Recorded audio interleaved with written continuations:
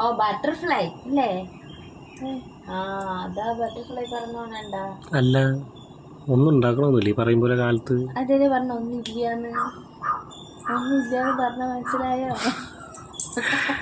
അപ്പൊ ഒന്ന് വായു ഭക്ഷണം വായിരുന്ന് തുറന്ന് ഉണ്ടാക്കിട്ട് മേലോട്ട് നോക്കി. മാവിരിക്കണില്ലേ? ദോശ ഇഡ്ഡലി എന്തെങ്കിലുമൊക്കെ ഉണ്ടാക്കുക. അത് വൈകിട്ടത്തേക്കാണ്. എന്നാ പുട്ടുണ്ടാക്കും. പുട്ടുണ്ടാക്കാൻ പൊടി എവിടെ? അല്ല മനസ്സിലായില്ല. പുട്ടുണ്ടാക്കാൻ പൊടി എവിടെ?